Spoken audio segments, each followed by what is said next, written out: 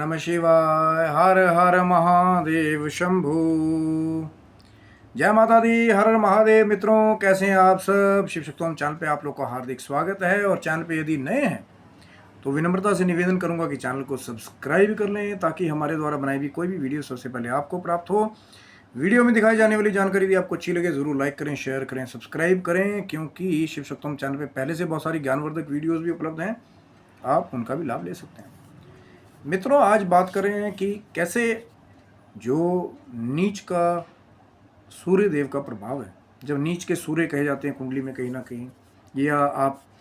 किसी पंडित जी को कुंडली दिखाने गए तो उन्होंने बोला भैया नीच का सूर्य है, कहीं ना कहीं तो जो एक लेमैन लैंग्वेज है, जहाँ पे जो लोग ज्योतिष का ज्ञान नहीं रखने वाले हैं, सीधे सीधे लोग हैं, कहीं ना कहीं वो इस नीच के सूर्य को कैसे समझें। क्योंकि आज कहीं ना कहीं बात करेंगे नीच के सूर्य के बारे में, उपाय के बारे में भी, क्योंकि हमारा काम जो है ना सिर्फ डराना डराना डराना नहीं है कि भैया ये हो जाएगा वो हो जाएगा। क्या दुष्प्रभाव हैं नीच के सूर्य के? कई बार जो है अलग अलग घरों में जब प्लेसमेंट हो जाती है, और कई बार जो है यही जो नीच के सूर्य के कॉम्बिनेशन है, जैसे कुछ खास हाउसेज हैं, जैसे 7th हाउस में आ जाए या दृष्टिगत अगर देखे तो वहाँ क्या दिक्कतें पैदा करेगा और उपाय क्या हैं, इस बारे में आज पूरी वीडियो में चर्चा करने की थोड़ी सी कोशिश करेंगे हेल्दी, ताकि जो हमारे प्रिय यूट्यूब फैमिली है, जो व्यूअर्स है, कहीं ना कहीं जिनको ज्योतिष का वो कहते हैं ना एक डीप नॉलेज या कहीं ना कहीं उनका संबंध नहीं है, तो कोशिश करेंगे उसको सिंप्लीफाई करने की, कि ईजिली जो है आप उस चीज़ को समझ लें कि वो फेनोमेनन क्या है और उसका उपाय कैसे करें। अब ये नहीं कि खाली डराया डराया डराया भैया नीच का सूर्य कुंडली में आ गया, ये हो जाएगा वो हो जाएगा, उसका उपाय नहीं बताया। क्योंकि जो भी विद्वान हैं, चाहे हम बृहद जातका होरा शास्त्रा की बात करते हैं, जो गॉड बुक कही जाती है हमारे नॉर्थ में एस्ट्रोलॉजी की, तो पराशर जी की उस कृति में कहीं ना कहीं सब जगह उपाय भी उपलब्ध हैं। लेकिन वो जो आधा अधूरा पढ़ने वाले ना कहीं बस समस्या को देख लिया, उसको फोकस कर लिया, हाईलाइट कर दिया, लेकिन उपाय नहीं बताया। क्योंकि उपायों के नाम पे हो सकता है उपाय बहुत छोटा सा हो कई बार, तब जा करके आपको उसी से अगर लाभ हो जाए, बड़े उपाय करने की नौबत ही ना, जहाँ पे ज़रूरत है बड़े उपाय करने की। कुछ ऐसे भी बड़े बड़े बुरे योग हैं कहीं ना कहीं, तो जितना ज़्यादा आपका योग खराब होगा, डिग्रीज प्लेसमेंट सब देखना पड़ता है। अब पता लगे वहाँ पे बोल रहे हैं जी कि नीच का सूर्य बहुत गंदा प्रभाव देगा, हो सकता है सूर्य वहाँ बलहीन हो, 0 डिग्री के हों, तो भी एक अनदर एक एस्पेक्ट बनता है। और कहीं पता लगे कि भैया सूर्य पूरे बलाबल में है, नीच के हो रखे हैं, तो फिर और कहीं ना कहीं लगन के विपरीत भी हैं, तब जा कर के वो चीज़ जो है पूरे एस्पेक्ट को देखना बहुत ज़रूरी है, प्रेडिक्शन से पहले, उपाय से पहले। अब होता है क्या है कि जब ये जो हमारे ग्रहों के राजा हैं भगवान सूर्य नारायण, जो कहीं ना कहीं नवग्रहों के राजा हैं, जब ये नीच के हो जाते हैं, तो जैसे जो इनका एक ईगो वाला पार्ट है कहीं ना कहीं बहुत ज़्यादा बढ़ जाता है, कि वैसा इंसान शायद जो है हमेशा अपनी ईगो में कहीं ना कहीं किसी को बुरा बोल देगा, कहीं ना कहीं बहुत ज़्यादा ही नेगेटिव गुस्से से भरा हुआ रहेगा कि भैया मैं ही सब कुछ हूँ, दूसरा कोई कुछ नहीं है। मतलब 10 लोग अगर उनकी बात सुन रहे होंगे तो बोलेंगे यार अपनी फेंकता रहता है, ये है वो है। तो हो सकता है कि वो लोग भी, जो ये वाला इंसान है, इससे दूरी बना लें, क्योंकि इनर जो फायर है कहीं ना कहीं सूर्य की, जब वो नेगेटिवली काम करेगी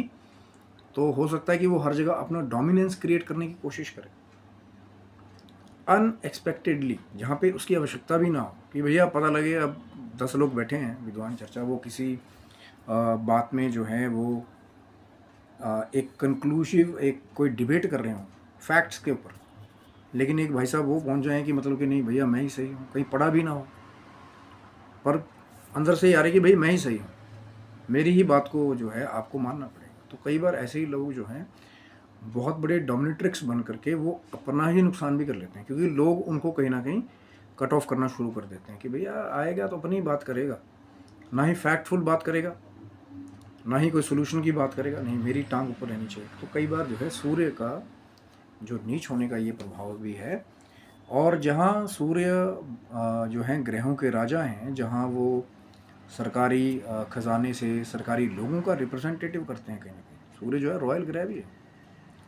वहाँ क्या हो जाता है, कई बार नीच का जब सूर्य भगवान हो जाएंगे तो कहीं ना कहीं राजसिक लोगों से भी कई बार डर हो जाता है कि भैया कोई अपनी ड्यूटी कर रहा था, वहाँ पे किसी गवर्नमेंट ऑफिशियल से जाके बहस कर ली, अब वो ऐसा नहा धो के आपके पीछे पड़ा, चाहे आपके जहाँ रह रहे हो वहाँ पे कुछ नुकसान कर दिया, है ना, या कोई आपका वर्क फ्रंट है वहाँ पे जा करके आपको कोई नुकसान कर दिया। तो ऐसे लोग जो हैं उनको कहीं ना कहीं कारण अपनी ही वो नेगेटिव एनर्जी है सूर्य की, लेकिन कहीं ना कहीं राजसिक लोगों से भी कई बार जो है उनको, या जैसे गवर्नमेंट ऑफिशियल्स हैं उनसे भी उनको कई बार डर हो जाता है, क्योंकि कहीं ना कहीं नीच का सूर्य जो है वो नेगेटिवली वहाँ पे आपको नेगेटिव फ्रूट्स देगा। अब वो अनदर एक चर्चा है कि मान लीजिए अगर सूर्य जो है वो कुंडली में योग कारक हो और फिर नीच के हो जाए, तब भी जो बहुत सारे जो हमारा एक्सपीरियंस रहा है कहीं ना कहीं, अगर सूर्य वहाँ पे योग कारक भी आपके हैं और आप नहीं चाहते हो कि भाई जो है वो सिर्फ जाने का ही काम करे ना, यही कहते हैं ना, देखिए बृहद जात का होरो शास्त्र ये कहीं ना कहीं यही कहता है कि जो नीच का ग्रह है उसका सिर्फ दान होना चाहिए या उसका मंत्र जाप के द्वारा शांति पाठ होना चाहिए। जैसे जो भगवान सूर्य का जो अलग अलग मंत्रों के द्वारा जो जप करते हैं, या ओम घृणी सूर्याय नमः या ओम ह्रांग ह्रीं नंस सूर्याय नमः, इस मंत्र के द्वारा जो निमित्त जप है फिर भगवान सूर्य का, अगर नीच के हैं आपने फ़ायदा भी लेना है उनसे, तो फिर पाठ के लिए बताया जाता है कि मंत्र के द्वारा ग्रह को आप शांत करें, तो कहीं ना कहीं वो अपना वो जो नेगेटिव एक एम्फेसिस है उसको छोड़ करके वो पॉजिटिव एस्पेक्ट आपकी लाइफ में दे। या फिर तो सीधा सीधा कहा गया कि भैया अगर नीच का ग्रह है तो उसका दान बताया गया कि अब जैसे अगर नीच के सूर्य हैं तो उनके लिए जो कहीं ना कहीं जातक को कनक का आटा जो होता है या साबुत कनक जो होती है उसका दान करना चाहिए कहीं ना कहीं। या फिर एक उपाय और है जो एक बहुत ही क्रिएटिव उपाय भी है और कहीं ना कहीं बहुत ही ज़्यादा लाभकारी है कि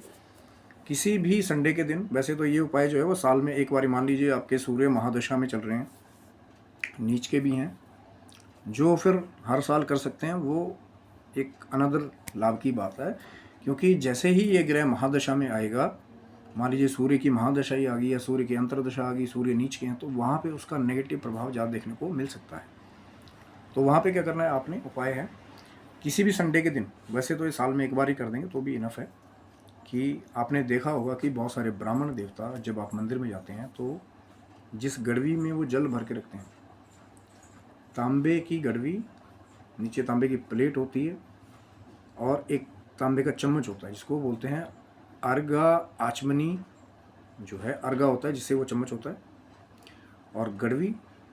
तो वो पूरा एक सेट ला करके आप जो है तांबे का,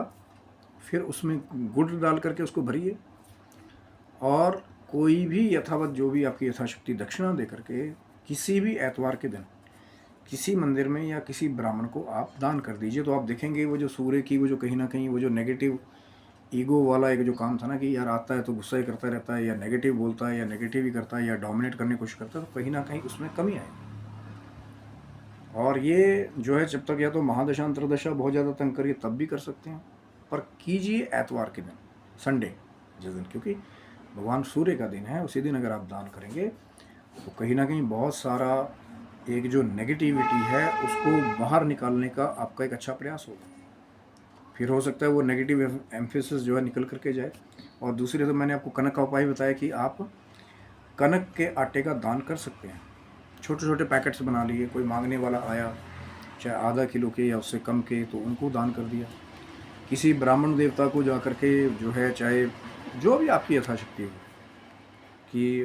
आटे का जो बैग है कहीं ना कहीं चाहे पिसा पिसाया है वो भी दान कर सकते हैं, क्योंकि देखिए ना देंगे तो फिर मिलेगा। बहुत सारे लोग एक और उपाय बताते हैं कि आटे को चीनी में मिला करके फिर, या मिष्ठान में मिला करके फिर जो चींटियों को, या कहीं भी वो जो काले काले जिसको काडे बोलते हैं, कीड़े मकोड़े टाइप बड़े बड़े, जहाँ भी पेड़ के नीचे कहीं भी मिले तो वहाँ पे आटे के साथ उनको चीनी मिला करके फिर या मिष्ठान मिला करके आप वहाँ पे डाल दीजिए। ये भी एक बड़ा ही इफ़ेक्टिव उपाय जो है नीच के सूर्य को पैसिफाई करने के लिए बहुत लाभकारी है। क्योंकि यही नीच का सूर्य जब कभी लगन में आ जाता है तो हो सकता है कुछ शारीरिक रूप से आपको कोई ऐसी प्रॉब्लम हो जाए हेड रिलेटेड, या कहीं ना कहीं आइज़ रिलेटेड, या फिर वही जो सूर्य है जो लगन से 7वें घर को दृष्टि देगा, अगर नीच का होगा तो कई बार आपकी मैरिड लाइफ को भी अफेक्ट करने का वहाँ से काम करता है। क्योंकि नीचता तो देखेगा ना, 7th हाउस को देख रहा है। अगर फर्स्ट हाउस में सूर्य भगवान होंगे, अपनी एक ही दृष्टि से 7th हाउस को देखेंगे, 7th हाउस जो हमारी मैरिजेस का होता है या कहीं कि पार्टनरशिप का होता है, तो वहाँ पे भी दिक्कत क्रिएट करने की कोशिश कर सकते हैं। बहुत बार ऐसे बच्चों के जो है कहीं ना कहीं मैरिड लाइफ जो है थोड़ी सी अनहैप्पी रहने के चांसेस होते हैं, या पता लगे रिश्ता ही नहीं होने दे रहा कहीं, जो अगर फीमेल्स की चार्ट में ये कॉम्बिनेशन आ जाए। और 7th हाउस में ही अगर कहीं ना कहीं ग्रहों के राजा जो है वो नेगेटिव होकर के या नीच का होकर के बैठ जाएं और उनमें बल भी हो, तो कहीं ना कहीं डायरेक्टली जो है वो जो आपका दाम्पतिक सुख है उसको डायरेक्टली इफेक्ट करते हैं। जैसे हमने थोड़े दिन पहले भी बात की थी कि सूर्य शुक्र कहीं अगर इकट्ठे हों, मान लीजिए 7th हाउस में ये कॉम्बिनेशन बन रहा हो कि सूर्य जो है नीच के होकर के 7th हाउस में बैठे हों और साथ में शुक्र आ जाए, फिर कहीं ना कहीं इसका एक और एडवर्स इफेक्ट होगा। क्योंकि जो मेल्स की चार्ट में जो शुक्र है वो वाइफ का रिप्रेजेंटेटिव है कहीं ना कहीं, तो जैसे ही बहुत क्लोज कंजक्शन में दोनों आ जाएंगे, एक तरफ तो सूर्य भगवान पहले ही आग के गोले हैं, सेल्फ एस्टीम, डोमिनेट्रिक्स, और कहीं नेगेटिव या नीच के हो जाएंगे और वहाँ पे बलाबल भी हो, तो फिर वो जो शुक्र महाराज जो कहीं ना कहीं स्त्री ग्रह हैं, फिर उनको डायरेक्टली जो है अस्त करके वहाँ पे बहुत बुरा इफेक्ट जो है वो दाम्पतिक सुख में वहाँ पे देंगे। और ये ज़रूरी नहीं, वहाँ डिग्रीज चेक करना बहुत ज़रूरी है। मैंने पहले कहा ना, हो सकता है शुक्र वहाँ पे ज़्यादा बलवान हो, ठीक है, या फिर हो सकता है कि वहाँ पे नीच का सूर्य दिखाई तो दे रहा हो, वहाँ पे बल ही ना हो, डिग्री वाइज बहुत कम हो, 0 डिग्री हो। बहुत कुछ जो है एस्पेक्ट्स जो है देख करके फिर वहाँ पे जो है फिर आपको उपाय देने चाहिए। कई बार तो ऐसा भी होता है कि बर्थ चार्ट ही कई लोगों ने गलत बनाया हुआ। अब आप बोलोगे महाराज वो कैसे होगा? अब किसी को वैसे जो पुराने हिसाब से वैसे तो बहुत सारे लोगों की एक्यूरेसी होती थी, लेकिन कई बार जो नया नया ज्योतिष सीख रहा हो उससे कुंडली हैंडमेड बनवा ली, कहीं ना कहीं पता लगे सूर्य जो है 8वें 7वें घर में उनकी प्लेसमेंट होनी थी, वो 8वें घर में डाल दी किसी ने। ऐसे भी बहुत सारी कैलकुलेशन वो होती है। तो कई बार हम लोगों के पास भी जो है कंसल्टेशन आती है, तो हम उनको पहले बोलते हैं कि भैया अपना करेक्ट बर्थ टाइम डेट जो है वो भेजा जाए, प्लेस भेजा जाए, ताकि पहले खुद बर्थ चार्ट बना करके देखा जाए। चाहे जो सॉफ्टवेयर आपके पास अवेलेबल हैं या आप अपने जो हैंडमेड जो टेक्निक्स हैं उनका प्रयोग करें, क्योंकि खुद तसल्ली हो जाती है कि भैया बर्थ चार्ट तो सही है कम से कम। कई बार जो है बर्थ चार्ट जो है कई बार जो है एक कोई ना कोई हमारे पास जो कोई आता है अपनी समस्या लेकर के, वो कहता है कि भैया ये प्रॉब्लम हो रही है, तो बर्थ चार्ट कहीं ना कहीं मैच ही नहीं कर रहा होता। कई बार ये अंदर से आ रहा होता है कि भैया कुछ गड़बड़ है, ये बर्थ चार्ट इसका नहीं है। अब वो एक अनदर चर्चा का विषय है कि आप जो है वो बोल दे कि नहीं भैया मेरा टाइम तो आधा घंटा आगे पीछे था यार, 11 साढ़े 11 के बीच में था। अब पता लगे 11:20 पे आपका लगन चेंज हो रहा हो, तो पूरी कुंडली का हिसाब ही चेंज हो गया ना मेरे भाई। 1 नंबर की कुंडली अगर बन गई, मान लीजिए 11:20 तक, अब 2 घंटे तक ऐसा समझिए ना, 2 घंटे में लगन का राइजिंग होता है। अब जो एस्ट्रोलॉजी करने वाले हैं, ज्योतिष सीखने वाले हैं, वो ज़्यादा इससे 2 राय रखते हैं कि 2 घंटे में लगन जो है आपका वो बर्थ के हिसाब से कौन सा जो है साइन राइजिंग था उस समय, जिसको हम लगन बोलते हैं। अब मान लीजिए कि 11:20 तक मेष लगन था और 11:21 पे ही जो है वो वृष लगन हो गया, 2 नंबर की कुंडली हो गई। अब भाई साहब बोल रहे हैं कि भैया मेरा टाइम जो है वो 11 बजे से लेकर 11:30 के बीच में, जो देने वाले हैं डिटेल्स कहीं ना कहीं श्योर नहीं है उसके बारे में। तो कई बार थोड़ी सी ये कैलकुलेटिव जो चीज़ें हैं, देखिए एस्ट्रोलॉजर ने सिर्फ कैलकुलेशन करनी है, उसमें कोई जादू का वो नहीं है कि भैया वो दूसरे हैं फेस रीडिंग करने वाले या जिनकी असली खुली हुई है वो ऐसे बता देते हैं। लेकिन जो कैलकुलेट करके बताने वाले एस्ट्रोलॉजर हैं वो सिर्फ आपकी बर्थ डिटेल्स के हिसाब से ही उसको कैलकुलेट करेंगे, जो बर्थ चार्ट उनके पास आ जाएगा। फिर प्रेडिक्शन जो है वो आपके, अब बहुत सारी उसमें चीज़ें हैं कि नवांश चार्ट, लगना चार्ट, चंद्र कुंडली अगर देखने वाला तो बहुत सारे हैं। डी की तो सीरीज़ है, D1 D9, फिर वो बहुत सारी चीज़ें हैं। लेकिन कई बार ऐसा होता है जो आपका बेसिक चार्ट है वो आपका लगना चार्ट ही बेसिक चार्ट है, उसके आधार पे ही आगे सब कुछ तैयार होता है। चाहे नवांश जो है फिर वो सेकेंडरी आप पढ़ेंगे वहाँ पे। इसीलिए जब birth time birth date correct मिल जाता है, पता लग गया कि भैया नीच के सूर्य हैं, या कहीं ना कहीं आपकी करेक्टरिस्टिक नीच के सूर्य वाली मैच हो रही है कि भैया बहुत ज़्यादा गुस्सा आ रहा है या बहुत ज़्यादा नेगेटिविटी हो रही है, अब मंगल के नीच होने में और सूर्य के नीच होने में ये थोड़ा थोड़ा ही डिफरेंस होता है बस, कि कहीं ना कहीं दोनों ही डोमिनेट्रिक्स हैं, दोनों ही कहीं ना कहीं अपनी वो एक सेल्फ एस्टीम रखने वाले हैं, दोनों ही अपनी एक, लेकिन कहीं ना कहीं जो सूर्य भगवान है वो जो उनका नीचपना है वो ईगो सेंट्रिक ज़्यादा होगा, ईगो, और जो मंगल है कहीं ना कहीं वो सेल्फ सेंटर्ड की तरफ या लड़ाई की तरफ उनका ज़्यादा होगा कि भैया लड़ना है, योद्धा वाली क्वालिटी है ना। तो जब ये है कि जब नीचता मंगल की भी हो जाएगी तो कई जगह तो ये कहते हैं कि भैया अब वो वीर नहीं होगा, लेकिन हम लोग कहते हैं कि अगर नीच का मंगल भी हो जाए तो वो भी बात बात पे लड़ाई झगड़ा चिक चिक चिक चिक चिक चिक कई बार, तो वो भी नेगेटिव मंगल जो है ना, नीच के मंगल जो हैं वो देने का काम करते हैं। लेकिन जो सूर्य भगवान है कहीं पे यहाँ पे सेल्फ ईगो सेंट्रिक ज़्यादा रहेंगे, ईगो है ना, एक आग के गोले हैं भैया, मैं राजा हूँ ग्रहों का, तो वो ईगो जब हावी हो जाएगी कई बार तो कहीं ना कहीं वो उसके कहते हैं ना कि उनके काम पे भी दिखने लग जाएगी, उनकी बोलबानी में भी वो आ जाएगी, और उनकी पर्सनालिटी में भी कहीं ना कहीं वो लोगों को दूर से लग जाएगा कि भैया यार ये अपना मुंह में मिट्ठू बनने वाला आदमी है, ये फैक्ट्स के बारे में बात नहीं करेगा, बस ये है कि भाई मेरी बात होनी चाहिए जैसे मर्जी ये इन केन।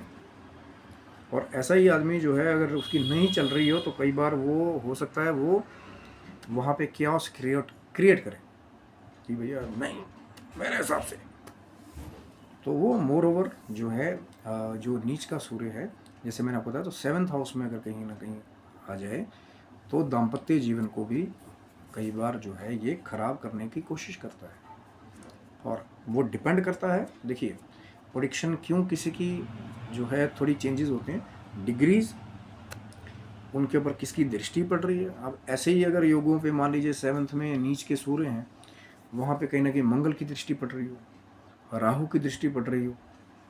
तो फिर थोड़ा सा मैरिजेस के लिए 7th हाउस में थोड़ा और एक प्रॉब्लमैटिक चीज़ होगी कि भैया पहले से कोई नेगेटिव चीज़ थी उसमें 2 लोग और जुड़ गए 2 दिशाओं से, तो थोड़ा सा वहाँ पे और प्रॉब्लम होने लग जाएगी। लेकिन जैसे कोई बेनिफिक प्लैनेट है, मान लीजिए 7th हाउस का जो लॉर्ड है कहीं ना कहीं से बैठ करके अगर 7th हाउस को ही देख रहा हो और उसकी डिग्रीज भी अच्छी हो, बल भी अच्छा हो,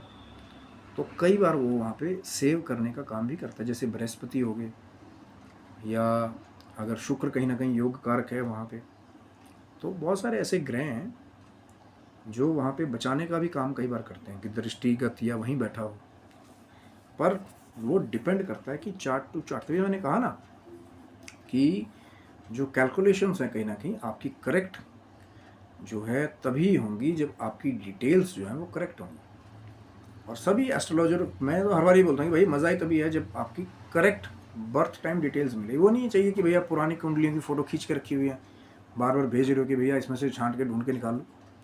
इसीलिए पहले खुद तसल्ली करके, जो अच्छे एस्ट्रोलॉजर्स हैं पहले वो खुद टाइम डेट की डिटेल्स डाल के अपने आप पहले बर्थ चार्ट तैयार करते हैं। कहीं बर्थ चार्ट ही गलत तो नहीं है, जो पुराना कुंडली का वो खींच के हैंडमेड रखा हुआ है। कई बार ऐसा भी हो जाता है कि प्लेसमेंट थी साथ में घर की और उसको जो है भाई साहब जो नए नए ज्योतिष सीख रहे थे वो 8वें घर में डाल दिया वहाँ। कैलकुलेशन वो जो हैंडमेड बनाने वाले थे वो आर्टिस्ट्री बहुत एक्यूरेसी मांगती है,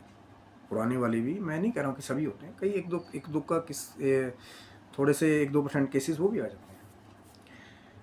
और कहीं ना कहीं उपाय जो है वो मैंने आपको पहले बता दिया नीच के सूर्य के लिए। भगवान सूर्य को अर्घ भी दे सकते हैं, सवेरे उठ के सूर्य उपासना कीजिए, गायत्री मंत्र का जप जो है, पर उत्कीलन जो है गायत्री मंत्र का वो पहले ज़रूर पता कर लेंगे शापोद्धार, क्योंकि गायत्री मंत्र भी शापित है। हाँ, हमें तो नहीं पता था, पता लग गया है अभी। तो चैनल को सब्सक्राइब रखिएगा। बहुत पहले भी एक बार वीडियो डाला था गायत्री मंत्र शापित के बारे में कि कैसे गायत्री मंत्र शापित है, किस किस ने शापित किया है, क्यों किया है। ये एक लंबी चर्चा है, हो सकता है आपका प्रेम मिलेगा वीडियो में तो आगे शायद उसके बारे में भी फिर से बात करेंगे कि कैसे गायत्री मंत्र शापित है और बिना उत्कीलन के या बिना शापोद्धार के गायत्री मंत्र को जपने वाले, जो चाहे नित्य उपासना में जो संध्या पूजन करने वाले भी हैं, उनको क्या उसका एक नेगेटिव फल प्राप्त होता है, ये भी शायद जो है चैनल को सब्सक्राइब रखेगा। हो सकता है बहुत जल्द जो है आपको वो वीडियो भी मिल जाए, क्योंकि आज की चर्चा थी सिर्फ नीच के सूर्य देव के बारे में, क्या कॉन्सिक्वेंसेस और क्या उपाय के बारे में। और भी उपाय हो सकते हैं और भी नेगेटिव एम्फेसिस हो सकते हैं, तो छोटी सी एक चर्चा हमने की है। और कहीं ना कहीं कोशिश हमारी वही है कि जो आम जन है, जो कहीं ना कहीं वो डीपली नहीं उस चीज़ को पढ़ रहे हैं, तो उनको भी समझ आ जाए कि भैया ब्राह्मण देवता कहते थे नीच का सूर्य होता क्या। और कोशिश हमारी यही थी। आशा करता हूँ कि वीडियो आपको अच्छा लगा होगा, तो ज़रूर लाइक करें, शेयर करें, सब्सक्राइब करें। कोई प्रश्न आप करना चाहेंगे तो मर्यादित शब्दों में कमेंट जरूर कीजिएगा। तब तक के लिए आप सब लोगों को हर हर महादेव शंभू। जय माता दी मित्रों, आप सबको